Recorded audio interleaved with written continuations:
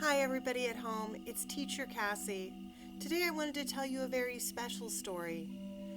As the weather gets warmer, I'm reminded of a tale I was told many years ago. It's about the Pomo Indians.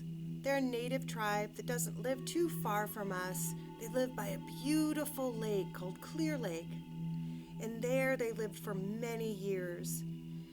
And as summer approached, they would always welcome summer in with a beautiful celebration where they would dance and sing, and they would play the drums, and they would have giant, beautiful fires that they danced around.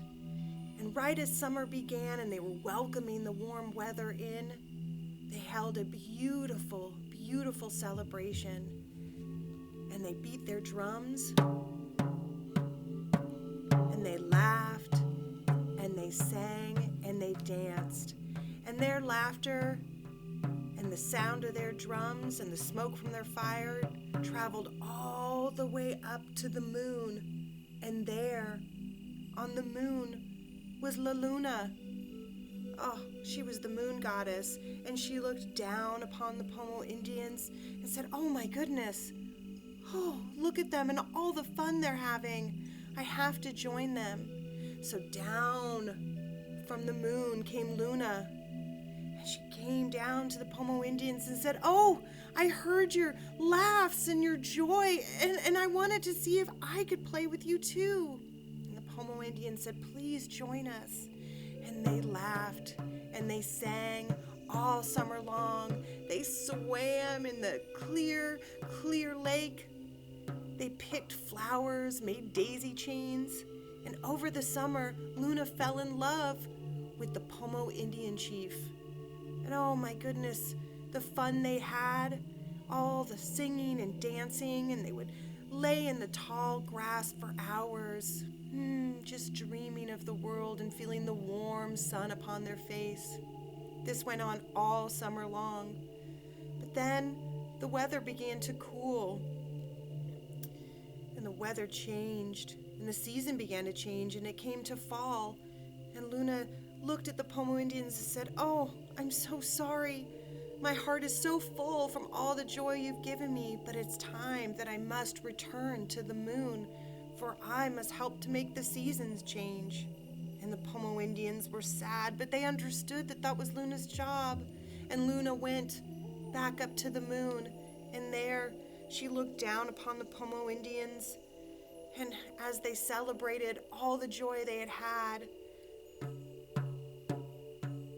they played their drums and lit a fire and danced and sang and celebrated the joy they had felt when Luna joined them.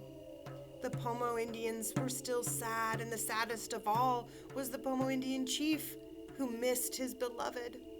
And Luna looked down upon them, and even though her heart was so full of love and joy, she was still so sad that she had to leave them.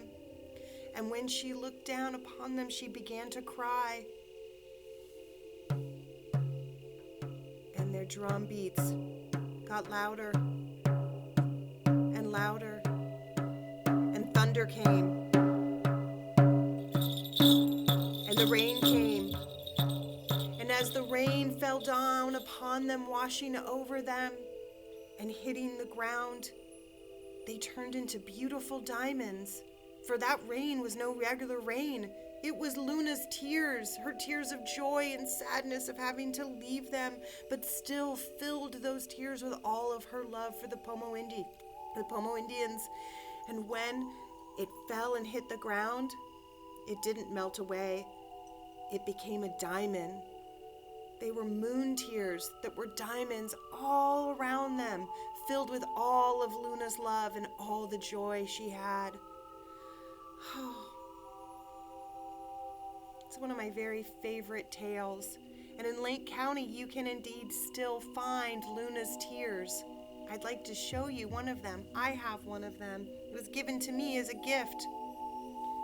This is one of Luna's tears filled with all of her love and all of her joy for the Pomo Indians.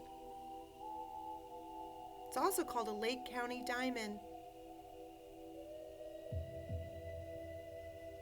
Thank you for joining me for this very special story. I hope you enjoy it.